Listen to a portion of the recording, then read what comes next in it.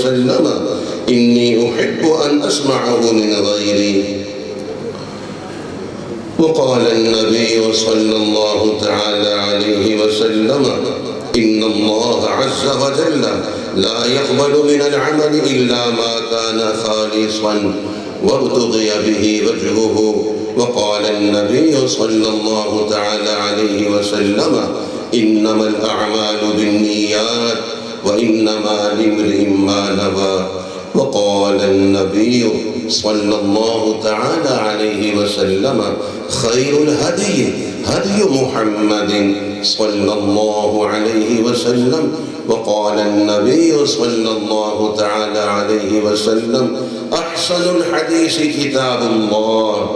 وقال النبي صلى الله تعالى عليه وسلم أصدق الحديث كتاب الله، أو كما قال رسولنا ونبينا وحبيبنا ومحبوبنا ومولانا صلى الله عليه وسلم. بارك الله لنا ولكم في القرآن العظيم ونفعنا وإياكم بالآيات والذكر الحكيم. أستغفر الله لي ولكم ولسائر المسلمين فاستغفروه إنه هو الغفور الرحيم. جامع عزیزیہ دار القرآن فیصل آباد ہو، یا خود جامع دار القرآن فیصل آباد ہو، یا دارالعلوم فیصل آباد ہو، یا جامع امدادیہ فیصل آباد ہو، یہ مدارس دینیہ کہیں بھی ہو، اسلام آباد میں ہو، مظفر آباد میں ہو، فیصل آباد میں ہو، یہ سب محمدی باغ ہیں. فرمائیے کیا ہے؟ محمدی باغ ہے. مسجد جنتی باغ ہے، مدرسہ محمدی باغ ہے. حضرات علماء کرام ان باغوں کے مالی ہیں. حضرات طلباء کرام، طالبات کریمات ان باغوں کے پودے ہیں. آپ ارشاد فرمائیے ہر ایک مسلمان پر بڑی ذمہ داری ہے. میرے محبوب، میرے حبیب، میرے آقا، میرے مولا صلی اللہ علیہ وسلم کا پاک ارشاد میں نے ذکر کیا ہے. ارشاد فرمایا مرد اپنے گھر کا ذمہ دار ہے اور اس سے اس کی رعایا کے بارے میں پوچھا جائے گا. اگر میں یوں کہوں تو بالکل ہی برحق ہے یہ بات کہ تقریباً سبھی معتمم حضرات تشریف فرما ہیں. آپ کا گھر بھی تو دینی مدرسہ ہونا چاہیے، یہ تقاضا ہے میرے حبیب صلی اللہ علیہ وسلم کا. ہر مسلمان دین سیکھنے والا بھی ہو، سکھانے والا بھی ہو. ہمارے گھر تربیت گاہ ہو. صرف والدہ صاحبہ کی ذمہ داری نہیں ہے. ہم یہ کہتے ہیں کہ والدہ کی گود پہلا مدرسہ ہے، تو جو والد صاحب ہے وہ پہلے محتمم ہے. اگر والدہ معلمہ ہے تو والد گرامی ذمہ دار ہے، محتمم ہے. ذرا اپنے مدارس کی تو ذرا خبر لیجئے، اس کی کارگزاری تو سنائیے. جو ہر گھر دینی مدرسہ ہونا چاہیے، ہر گھر کا ہر فرد دین سیکھنے سکھانے والا ہونا چاہیے. ہمارے گھر میں کوئی بے نمازی آئے تو نمازی بن کر جائے، کوئی غافل آئے تو اللہ کی یاد لے کر جائے. ہمارے گھر کی فضا ایسی ہو، ماحول ایسا ہو. بڑی سخت جواب دہی ہے. میرے محبوب، میرے حبیب، میرے آقا، میرے مولا صلی اللہ علیہ وسلم کا جو پاک ارشاد ہے سبعۃ یظلھم اللہ فی ظلہ یوم لا ظل الا ظلہ. حق تعالی شانو اپنے عرش کا سایہ جن خوش قسمت لوگوں کو میدان محشر میں نصیب فرمائیں گے، اس میں ایک الامام العادل ہے. الامام العادل، عادل بادشاہ ہے. ہم میں سے ہر ایک عادل بادشاہ بن سکتا ہے. ہمارا گھر ہماری چھوٹی سی سلطنت ہے، ہم اس کے فرما روا ہیں، حکمران ہیں. ہماری اہلیہ محترمہ ہیں، ہماری اولاد ہے، وہ رعایا ہے. ہم نے غور کیا کہ اپنی اس رعایا کی کتنی ذمہ داری ہم پہ عائد ہوتی ہے. ان کی تربیتی تعلیمی ذمہ داری، اور تربیت مقدم ہے تعلیم سے.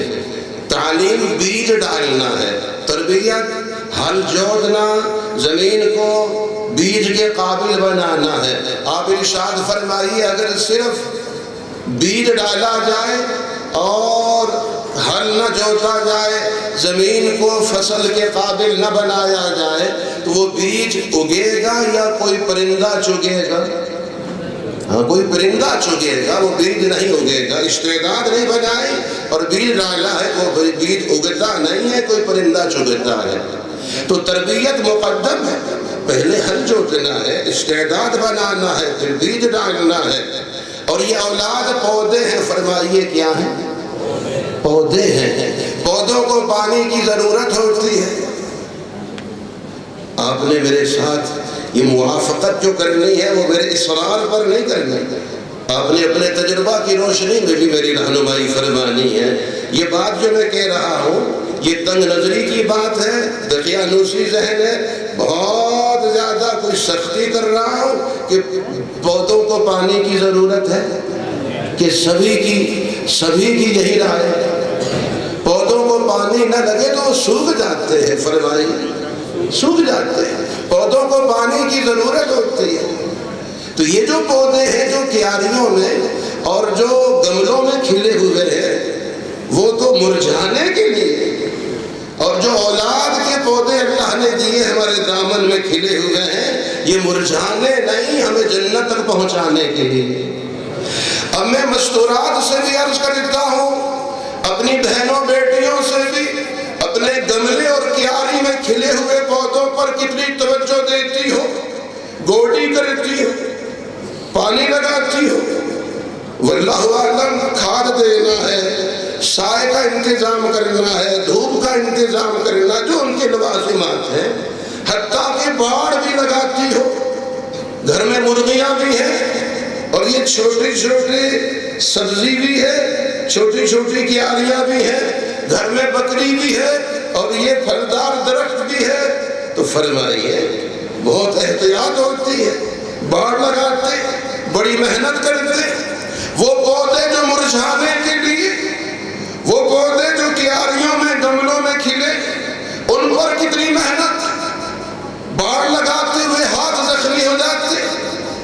جو پودے کو باڑ لگاتے ہیں یہ سختی ہے، تنگ نظری ہے، یہ کیا ہے؟ کمال شفقت ہے، فرمائیے کمال شفقت۔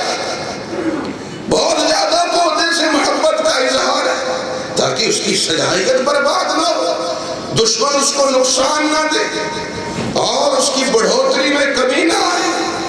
تو جو کیاری میں گملے میں کھلے ہوئے پودے ان پر کتنی توجہ ہے۔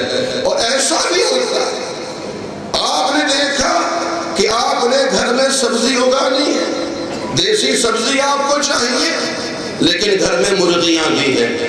اب دونوں آپس میں اکٹھی نہیں ہو سکتی، اگر مرغیاں ہیں تو سبزی نہیں ہو سکے گی، وہ چھک جائیں گی۔ تو مرغی رکھنا جائز ہے، فرمائیے جائز ہے، بالکل حلال چیز ہے، ہمارے فائدے کی نفع کی چیز ہے، لیکن ہم فیصلہ کرتے ہیں کہ ایسی صورت میں ہماری کیاریوں کو نقصان ہوگا تو حلال چیز گھر سے نکال دیتے ہیں، مرغیوں کو پھر گھر میں نہیں رکھتے۔ بکری رکھنا کتنی فضیلت کی بات، لیکن ہم نے پھلدار درخت لگایا ہے گھر میں تو حلال جانور کو پھر گھر میں نہیں رکھتے۔ تو غور فرمائیے، جو پودے مرجھانے کے لیے، اس کی نگہداشت کے لیے اور اس سے فائدہ اٹھانے کے لیے حلال چیزیں جو ان پودوں کو نقصان دیتی ہیں ان کو ہم گھر سے نکال دیتے ہیں، اور یہ اولاد کی شکل میں جو اللہ نے پودے دیے ہیں ان کو نقصان دینے والی چیزیں خرید کر گھر میں لا کے رکھتے ہیں۔ اِنَّا لِلَّهِ وَإِنَّا إِلَيْهِ رَاجِعُونَ۔ ہم مالی نہیں ہیں، ہم گویا اچھے حکمران نہیں ہیں، ہم اچھے فرما روا نہیں ہیں، ہم اپنی اولاد کے اچھے رکھوالے نہیں ہیں۔ کیاریوں میں گملوں میں کھلے پودوں پر کتنی توجہ ہے، گود میں کھلے ہوئے پودوں پہ اتنی توجہ بھی نہیں ہے۔ ان کو نقصان دینے والی حلال چیزیں گھر سے نکال دیں گے، اپنی اولاد کو ان پودوں کو نقصان دینے والی حرام چیزیں گھر میں لا کے رکھ لیں گے، پھر پھر پڑھیے انا للہ و انا الیہ راجعون۔ تو ہر ایک گھر دینی مدرسہ ہے۔ جامعہ عزیزیہ دارالقرآن، ہمارے جامعہ دارالقرآن، جامعۃ الحسنین، جامعہ اسلامیہ، سب مدارس دینیہ کا تذکرہ ممکن بھی نہیں ہے۔ صرف مثال کے طور پہ عرض کر دیتا ہوں، جہاں یہ بڑے مدارس ہیں وہاں ہمارے گھر بھی چھوٹے چھوٹے مدرسے ہیں۔ ہمارے گھر کا ہر فرد دین سیکھنے سکھانے والا ہو۔ تو میں نے عرض کیا شروع میں تقریباً محتمم حضرات تشریف فرما ہے، اور آپ کے مدارس میں 3-4 طلبہ کرام ہیں، مثلاً 2-3 بیٹے ہیں، 2-3 بیٹیاں ہیں، 2-4 پوتے نواسے ہیں۔ کتنے درسگاہ میں کتنے طلبہ ہیں؟ 10-12 ہی ہوں گے۔ اب دیکھیے خود محتمم ہیں، آپ ذمہ دار ہیں، اور آپ کی اہلیہ محترمہ خود معلمہ ہے۔ اس مدرسہ کی کارگزاری کیا ہے؟ میرے محبوب، میرے حبیب، میرے آقا، میرے مولا صلی اللہ علیہ وسلم نے فرمایا مرد اپنے گھر کا ذمہ دار ہے، اس سے اس کی رعایا کے بارے میں باز پرس ہوگی۔ عورت اپنے شوہر کے گھر کی ذمہ دار ہے، اس سے اس کی رعایا کے بارے میں سوال ہوگا۔ امام الانبیاء حضرت محمد الرسول اللہ صلی اللہ علیہ وسلم نے فرمایا انسان اپنی اولاد کو ادب سکھائے، یہ 1 صاع صدقہ کرنے سے زیادہ بہتر ہے۔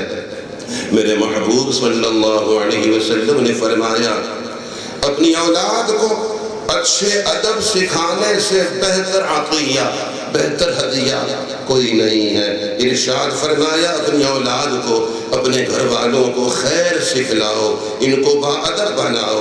ارشاد فرمایا اپنی اولاد کو 3 چیزیں سکھاؤ، اپنے نبی علیہ السلام کی محبت، ان کے اہل بیت کی محبت، اور قرآن پاک کی تلاوت۔ اپنی اولاد کے اندر ان کے دلوں میں جو بیج ڈالنا ہے، ہم سب مالی بھی ہیں، فرمائیے کیا ہے؟ مالی ہیں، یہ پودے ہیں، اور یہ بات پہلے واضح ہو گئی کہ پودوں کو پانی کی ضرورت ہے۔ پودوں کو پانی نہ لگے تو پودے سوکھ جاتے ہیں، اس میں سب حضرات نے اتفاق کیا ہے۔ تو یہ جو گود میں کھلے ہوئے اولاد کے پودے ہیں، ان کا پانی ماں باپ کے آنسو ہیں، فرمائیے ان کا پانی ماں باپ کے آنسو ہیں۔ پانی لگانے کا وقت تہجد ہے، پھر فرمائیے ان کا پانی ماں باپ کے آنسو ہیں، پانی لگانے کا وقت تہجد ہے۔ تو جو ماں باپ فجر میں بھی نہ اٹھیں، نماز فجر بھی نہ پڑھیں، وہ پودے سوکھیں گے، وہ پودے سوکھ جائیں گے۔ پڑھا لکھا کون ہوتا ہے؟ سب حضرات کو معلوم ہے، پڑھا لکھا وہ ہوتا ہے جو تہجد پڑھتا ہے۔ فرمائیے کون ہوتا ہے؟ جو تہجد پڑھتا ہے، جو فجر بھی نہ پڑھے، جو فرض نماز میں کوتاہی کرے، وہ کبھی پڑھا لکھا نہیں ہو سکتا ہے۔